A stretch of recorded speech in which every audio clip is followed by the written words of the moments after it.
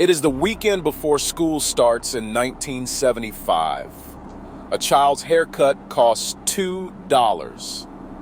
A small sum unless your father has been laid off and 4 sons need to look their best. In countless black barbershops, dignity was not a luxury. It was protected quietly, with handwritten lists and free cuts no one dared call charity. Today, that tradition survives, but the need has not vanished. How did a simple back-to-school haircut become a lifeline? And what does that reveal about the world outside the shop's door? A barber's apron pocket held more than scissors and combs. Tucked inside a small notebook or a folded scrap of paper carried the names of children who would get a free cut before school started. The system ran on memory and trust. No signs announced charity, and no one called out who paid and who didn't. Instead, a barber might glance at his list before the day began, quietly noting which boys' fathers were between jobs or whose mothers came in with worry written across their faces. Appointments for free haircuts were coded, slipped into the schedule between paying customers. Some barbers penciled initials or a subtle mark beside a name in the appointment book. Never a full explanation, never a reason for anyone to feel exposed. The ledger itself never left the shop floor. It stayed close, usually in a drawer under the register or tucked behind the mirror, out of sight from customers. When a child arrived, the barber would greet him the same as any other, sometimes with a joke or a gentle word about the coming school year. There was no separate waiting area, no whispered instructions. If a parent tried to explain or apologize, the barber would wave it off, focusing instead on the precision of the cut, the evenness of the line, the shine of the finished style. This quiet record-keeping protected dignity above all. The barber's notebook was never shown to anyone else. Sometimes, if another barber needed to know, a nod or a look would be enough. The goal was simple: make sure every child left the chair feeling ready for the first day, with no one the wiser about who had paid and who had not. In this way, the shop's ledger became a silent promise, a record not just of appointments, but of a community commitment to its children. In 1975, a child's haircut cost $2. That might sound small today, but for families in working class black neighborhoods, every dollar had a role. 4 boys meant $8, enough to fill a grocery bag with bread, milk, and eggs.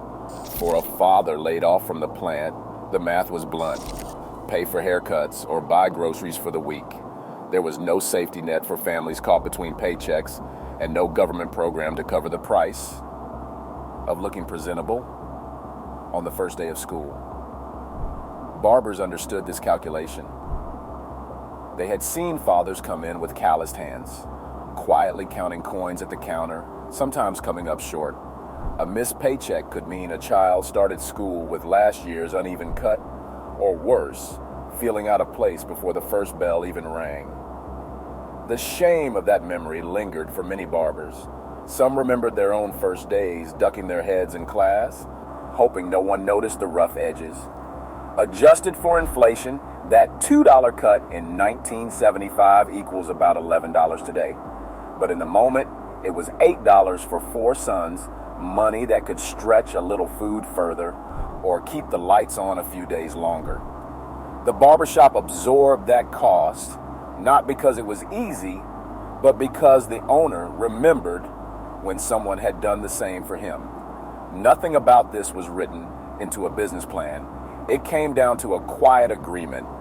No child from the neighborhood would start school feeling less than. The shop took the loss and made it up in other ways: an extra Saturday shift, a few more adult cuts, or simply less in the till at the end of the week. The ledger in the drawer wasn't just about appointments. It was a record of who the community carried when times were hard. After emancipation, barbering became one of the first trades where black men could own a business and build a livelihood independent of white employers. In the decades that followed 1865, newly freed men who had once cut hair in white households or hotels began opening their own shops, often in the heart of black neighborhoods. By the late 1800s, these shops dotted the main streets of cities like Atlanta, Chicago, and Detroit, each one a sign of economic self-determination in communities wrestling with segregation and limited opportunity. Shop ownership offered more than a paycheck. Barbers controlled their hours, set their prices, and hired apprentices from the neighborhood. The rise of black-owned barbershops gave families a place to gather, trade news, and organize. For many, the shop was the only black-owned business on the block, a rare space where black customers were treated with dignity and respect. The clientele shifted as well. While some early barbers continued to serve white patrons out of necessity, most turned their focus to black communities by the 1890s and the 1900s. Licensing laws and training requirements, sometimes designed to exclude, led to the creation of schools like Tyler Barber College in 1934, which trained thousands of black barbers and cemented the trade as a path to stability. Each new shop owner remembered the uncertainty of starting out, the struggle to make rent, and the pride of seeing their name on the window. This memory shaped how they ran their business. The barbershop became more than a place for haircuts. It was an anchor offering not just services, but a sense of belonging. That foundation of economic autonomy set the stage for the quiet acts of generosity that would follow in generations to come. In 1934, Henry M. Morgan opened the doors of Tyler Barber College in Tyler, Texas, with a vision that stretched far beyond a single classroom. At a time when licensing laws and segregation kept black men from formal training, Morgan's college became the gateway for a new generation of barbers. Within a few decades, Tyler Barber College was training nearly 80% of black barbers across the United States, a reach unmatched by any other institution in the field. Graduates left Tyler not only with technical skill, but with a sense of duty to their communities.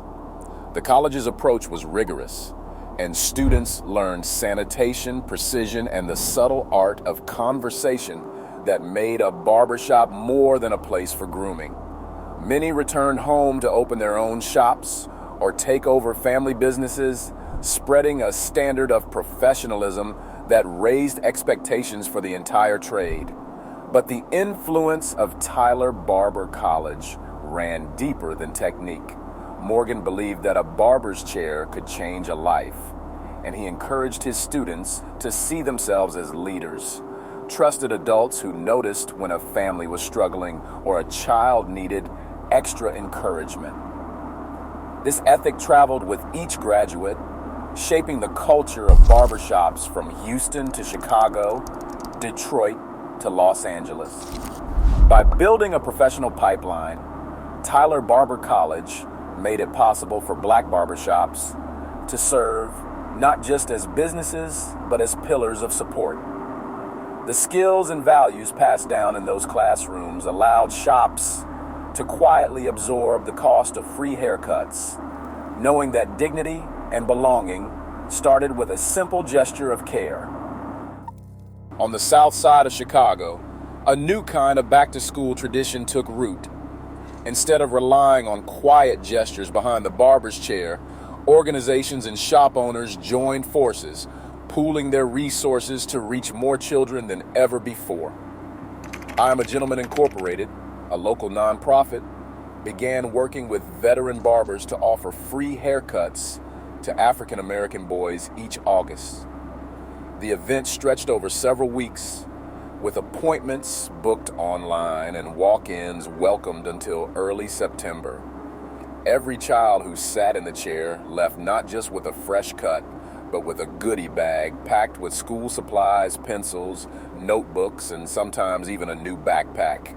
For the barbers, this partnership meant a chance to serve more families than a single shop could manage alone. Some had been cutting hair in the neighborhood for decades, watching generations of boys grow up and return with sons of their own.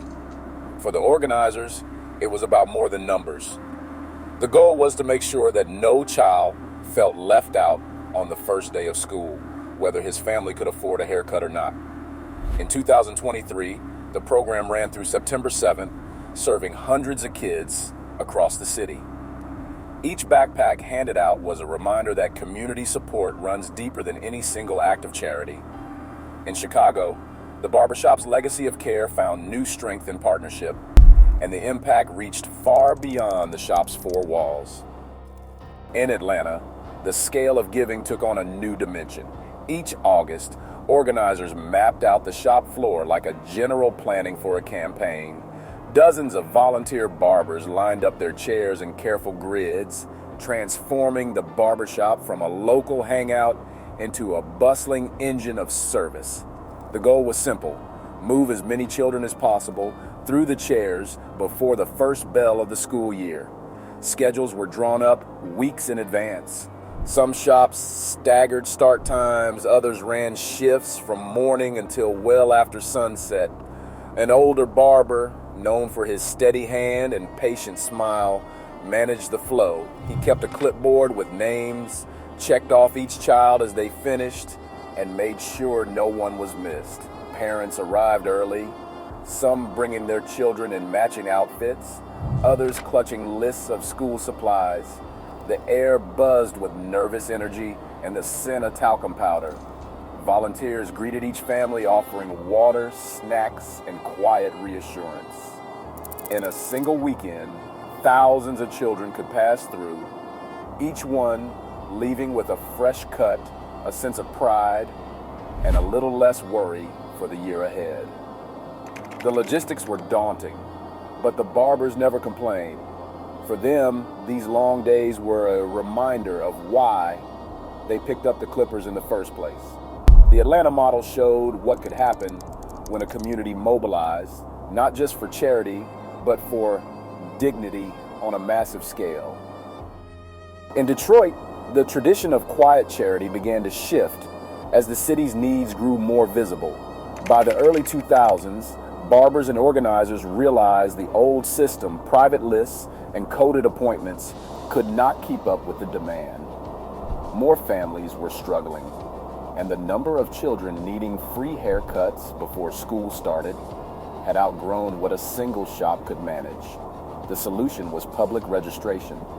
Instead of a barber's notebook tucked away, names now appeared on sign-up sheets posted in community centers and church halls. Flyers went up in grocery stores and at bus stops, inviting parents to register their children for free haircuts. A veteran Detroit barber remembers the first time he saw the new lists, dozens of names, each one a reminder of how much the city had changed. For some, the loss of anonymity stung. The old way had protected pride, letting help slip quietly from one hand to another. Now, families signed up in public, their need visible to anyone who glanced at the sheet. But the trade-off brought new possibilities. With public lists came volunteers, donated supplies, and enough barbers to serve hundreds of children in a single weekend. The coordinator who managed the sign-ups did not just track names. She made sure every child left with a fresh cut, a smile, and a sense that the city still cared. In Detroit, the practice had become less private, but more powerful, transforming what was once a silent promise into a shared community effort. A back-to-school haircut now costs between $15 and $25 in most cities. For families already watching every dollar, that price can decide whether a child sits in the chair or heads to class with last year's uneven edges. The numbers are blunt. A single cut for one child can eat up the week's grocery budget for a family with more than one school-age child. Even a household with two working parents can feel the pinch, especially in neighborhoods where wages have not kept pace with the cost of living. For parents between jobs or juggling gig work, that price tag turns a simple haircut into a luxury. Sociologists point to deeper roots behind the rising cost. Over the past 2 decades, inflation has outpaced wage growth in many black communities, while unemployment rates remain higher than the national average. The cost of running a barbershop, including rent, supplies, and licensing, has climbed as well, forcing shop owners to raise prices just to keep the doors open. The result is that grooming, once a routine part of back-to-school prep, now carries a financial weight that is hard to ignore. The economic squeeze is not just about numbers on a receipt. It shapes how families prepare for the school year, what they can afford, and how children feel when they walk through the classroom door. The barbershop, once a buffer against hard times, now faces the same pressures as the families it serves. For many, the need for help has only grown, even as the tradition of giving remains strong. At LaGuardia Community College in Queens, a new experiment took shape. Twice a month, a classroom transformed into a pop-up barber shop. Volunteer barbers set up their chairs, and students signed up for a free cut, no questions asked. The idea was simple: offer more than just a fresh look. Each session paired haircuts with open conversations about college life, mental health, and future plans. Over 20 young men, most of them black, showed up regularly. What started as a small gathering quickly became a fixture on campus. Community. The numbers told their own story. After a semester of bi-weekly sessions, the average GPA among regular attendees rose from 2.5 to 3.0. For some, that half point meant the difference between academic probation and a scholarship. One student, Charlie Hall, remembered advice from a barber that stuck with him: a closed mouth never gets fed. He credits those afternoons, not just the haircut, but the sense of belonging, for pushing him to speak up in class and ask for help when he needed it. Rachel Romaine, who helped organize the sessions, noticed something else. Students lingered long after their cuts, talking about everything from job interviews to family struggles. She said that hair is a very big part of black culture. The sessions run over because students value the connection. While the sessions couldn't solve every problem, tuition bills, housing stress, they offered proof that a simple act of care could ripple outward.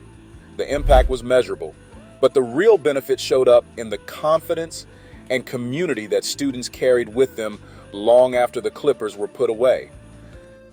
Today, the price of a child's haircut can match a family's weekly grocery bill, and school supply drives fill the gap where wages fall short. As inflation and inequality persist, the quiet generosity of barbershops remains essential infrastructure. The need for dignity endures, reminding us that real community care does not announce itself. Sometimes the sharpest line is the one drawn in solidarity. Thanks for watching. Share your thoughts below.